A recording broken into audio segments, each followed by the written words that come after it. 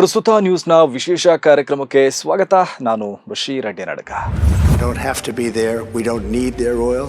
We don't need anything they have, but we're there to help. I'd prefer just to take the oil. We could do it so easily. I would prefer that. But, I'm not sure that the people in our country have the patience to do that, which is unfortunate. ಅಮೆರಿಕದ ಅಧ್ಯಕ್ಷ Donald Trump ಅವರ ಮೆದುಳಿಗೂ ನಾಲಿಗೆಗೂ ಕನೆಕ್ಷನೇ ಇಲ್ವಾ ಎಂಬ ಸಂಶಯ ಈಗ ಬರ್ತಾ ಇದೆ. ಅವರು ತಮ್ಮ ವಯಸ್ಸಿನ ಕಾರಣಕ್ಕೆ ಮಾನಸಿಕ ಸ್ಥಿಮಿತತೆ ಕಳೆದುಕೊಂಡಿದ್ದಾರಾ ಅನ್ನೋ ಅನುಮಾನಗಳು ಕೂಡ ಮೂಡ್ತಾ ಇದೆ. ಅದಕ್ಕೆ ಟ್ರಂಪ್ ಅವರು ಗಂಟೆಗೊಮ್ಮೆ ನೀಡ್ತಾ ಇರುವ ವ್ಯತಿರಿಕ್ತ ಹೇಳಿಕೆಗಳೇ ಕಾರಣ. ಇತ್ತೀಚಿನ ದಿನಗಳಲ್ಲಿ ಅವರ ಹೇಳಿಕೆಗಳು ಕ್ಷಣ ಕ್ಷಣಕ್ಕೂ ಬದಲಾಗ್ತಾ ಇರೋದನ್ನು ನೋಡ್ತಾ ಇದ್ರೆ ಅವರು ಮಾನಸಿಕ ಸ್ಥಿಮಿತತೆ ಕಳೆದುಕೊಂಡಿದ್ದಾರೆ ಅಂತ ಅನಿಸ್ತಾ ಇದೆ. ಒಮ್ಮೆ ಯುದ್ಧ ನಿಲ್ಲುತ್ತೆ ಎನ್ನುವ ಟ್ರಂಪ್, ಮರುಕ್ಷಣವೇ ಯುದ್ಧ ಗೆಲ್ತಾ ಇದ್ದೇವೆ ಎನ್ನುವ ಟ್ರಂಪ್, ಬಳಿಕ ಇರಾನ್ ಪ್ರತಿದಾಳಿ ಬಗ್ಗೆ ಅಚ್ಚರಿ ವ್ಯಕ್ತಪಡಿಸ್ತಾರೆ.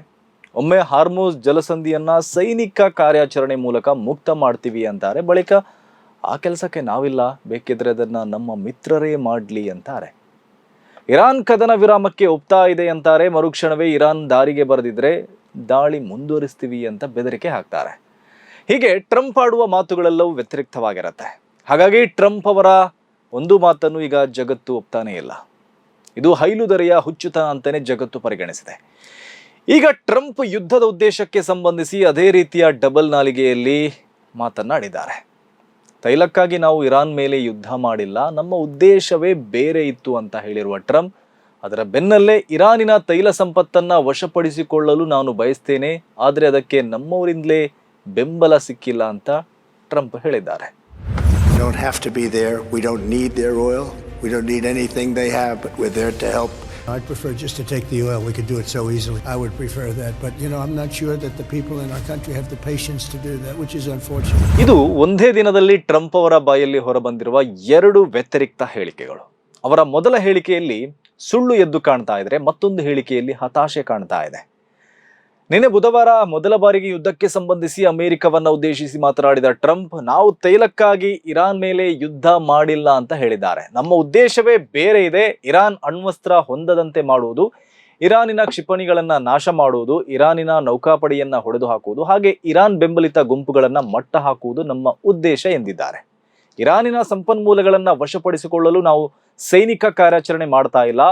ಅಮೆರಿಕದ ಮಿತ್ರ ದೇಶಗಳಿಗೆ ಸಹಾಯ ಮಾಡಲು ನಾವು ಯುದ್ಧಕ್ಕಿಳಿದಿದ್ದೇವೆ. ನಮ್ಮ ಮಿತ್ರರಿಗೆ ಸಹಾಯ ಮಾಡಲು ನಾವು ಮಧ್ಯಪ್ರಾಚ್ಯದಲ್ಲಿದ್ದೇವೆ ಅಂತ ಹೇಳಿದರು. Why Operation Epic Fury is necessary for the safety of America and the security of the free world. We don't have to be there. We don't need their oil. We don't need anything they have, but we're there to help our allies. ಇದು ಅಮೆರಿಕವನ್ನ ಉದ್ದೇಶಿಸಿ ಭಾಷಣ ಮಾಡುವಾಗ Trump ಆಡಿರುವ ಮಾತುಗಳು. ಇದು ಎಷ್ಟೊಂದು ಪೊಳ್ಳು ಮಾತುಗಳು ಅನ್ನೋದನ್ನ Trump ಅವರೇ ತಮ್ಮ ಮತ್ತೊಂದು ಹೇಳಿಕೆಯಲ್ಲಿ ಬಯಲು ಮಾಡಿದ್ದಾರೆ. ಶ್ವೇತಭವನದಲ್ಲಿ ನಡೆದ ಖಾಸಗಿ ಸಮಾರಂಭವೊಂದರಲ್ಲಿ ಮಾತಾಡ್ತಾ ಟ್ರಂಪ್ ಅವರು, ಇರಾನ್ ತೈಲವನ್ನ ವಶಪಡಿಸಿಕೊಳ್ಳಲು ನನಗೆ ಮನಸ್ಸಿದೆ, ಆದರೆ ಅಮೆರಿಕದ ಜನರಿಗೆ ಯುದ್ಧ ಇಷ್ಟ ಇಲ್ಲ ಅಂದ್ರು. ನಾವು ಇರಾನ್ನ ತೈಲವನ್ನ ಸುಲಭವಾಗಿ ವಶಪಡಿಸಿಕೊಳ್ಬಹುದು, ಆದರೆ ಅಮೆರಿಕನ್ನರಿಗೆ ತಾಳ್ಮೆ ಇಲ್ಲದೆ ಇರೋದು ದುರಾದೃಷ್ಟಕರ ಅಂತ ಹೇಳಿದರು.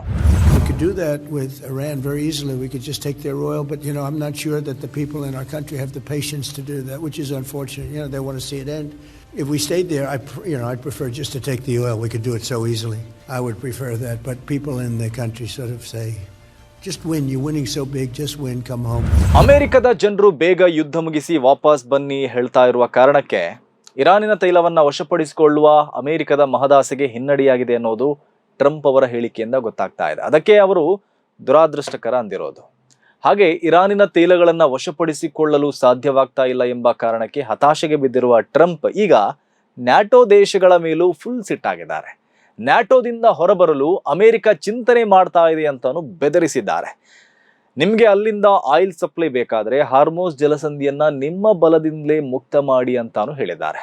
ಇನ್ನು ಈ ಯುದ್ಧ ಆರಂಭಿಸಿರುವ ಪ್ರಧಾನ ಉದ್ದೇಶವನ್ನು ಟ್ರಂಪ್ ಈಗ ತಿರುಚ್ತಾ ಇದ್ದಾರೆ. ಅಸಲಿಗೆ ಅಮೆರಿಕ ಮತ್ತು ಇಸ್ರೇಲ್ ಸೇರ್ಕೊಂಡು ಇರಾನಿನ ಆಡಳಿತ ಬದಲಾವಣೆ ಮಾಡುವ ಉದ್ದೇಶದಿಂದಲೇ ಯುದ್ಧ ಶುರು ಮಾಡಿತ್ತು. ಆದರೆ ಈಗ ಅಂಥ ಉದ್ದೇಶವೇ ಇರಲಿಲ್ಲ ಅಂತ ಟ್ರಂಪ್ ಹೇಳಿದ್ದಾರೆ. ಇರಾನಿನಲ್ಲಿ ರೆಜಿಮ್ ಚೇಂಜ್ ಮಾಡ್ತೇವೆ ಅಂತ ನಾವು ಯಾವತ್ತೂ ಹೇಳಿಲ್ಲ ಅಂತ ಟ್ರಂಪ್ ಹೇಳಿದ್ದಾರೆ. ಇರಾನಿನ ನಾಯಕರು ಸಾವನ್ನಪ್ಪಿರುವುದರಿಂದ ಅಲ್ಲಿನ ಆಡಳಿತದಲ್ಲಿ ಬದಲಾವಣೆಯಾಗಿದೆ ಅಂತ ಟ್ರಂಪ್ ಈಗ ತಿಪ್ಪೆ ಸಾರಿಸ್ತಾ ಇದ್ದಾರೆ. In the meantime, discussions are ongoing. Regime change was not our goal. We never said regime change, but regime change has occurred because of all of their original leaders' death. They're all dead. ಇರಾನಿನ ಆಡಳಿತ ಬದಲಾವಣೆ ನಮ್ಮ ಗುರಿಯೇ ಆಗಿರಲಿಲ್ಲ ಅಂತ Trump ಹೇಳಿರೋದು ಮಹಾ ಸುಳ್ಳು. ಅಲ್ಲಿನ ಆಡಳಿತವನ್ನ ಬದಲಾವಣೆ ಮಾಡೋದಾಗಿ ನಾವು ಯಾವತ್ತೂ ಹೇಳಿಲ್ಲ ಅಂತ ತಲೆಗೆ ಹೊಡೆದಂತೆ ಟ್ರಂಪ್ ಸುಳ್ಳು ಹೇಳ್ತಾ ಇದ್ದಾರೆ ಅಂದ್ರೆ ಅವರು ತಮ್ಮ ಗುರಿಯಲ್ಲಿ ಎಡವಿದ್ದಾರೆ ಅನ್ನೋದು ಸೂಚಿಸ್ತಾ ಇದೆ. ಕೆಲ ಸಮಯದ ಹಿಂದೆ ಇರಾನಿನಲ್ಲಿ ಅಮೆರಿಕ ಇಸ್ರೇಲ್ ಪ್ರಾಯೋಜಿತವಾದ ಆಡಳಿತ ವಿರೋಧಿ ಪ್ರತಿಭಟನೆ ಭುಗಿಲೆದ್ದಿತ್ತು. ಆವಾಗ ಇರಾನ್ ಜನರನ್ನ ಎತ್ತಿ ಕಟ್ಟಿದ್ದೆ ಈ ಅಮೆರಿಕ ಮತ್ತು ಇಸ್ರೇಲ್. ಇರಾನ್ ಜನರೇ, ನೀವು ಖಮೇನಿ ಆಡಳಿತದ ವಿರುದ್ಧ ಹೋರಾಟ ಮುಂದುವರಿಸಿ, ನಿಮ್ಮ ಜೊತೆ ನಾನಿದ್ದೇನೆ ಅಂತ ಟ್ರಂಪ್ ಭರವಸೆ ಕೊಟ್ಟಿದ್ರು. ಪ್ರತಿಭಟನಾಕಾರರನ್ನ ಮುಟ್ಟಿದ್ರೆ ದಾಳಿ ಮಾಡೋದಾಗಿ ಇರಾನಿಗೆ ಟ್ರಂಪ್ ಎಚ್ಚರಿಕೆ ಬೇರೆ ಕೊಟ್ಟಿದ್ರು. ಆಗಲೇ ಅಮೆರಿಕದ ವಿಮಾನವಾಹಕ ಯುದ್ಧ ನೌಕೆಗಳು ಇರಾನ್ ಕಡೆ ಚಲಿಸಲು ಆರಂಭಿಸಿತ್ತು. ಆಗಲೇ ಯುದ್ಧದ ಕಾರ್ಮೋಡ ಆವರಿಸಿತ್ತು.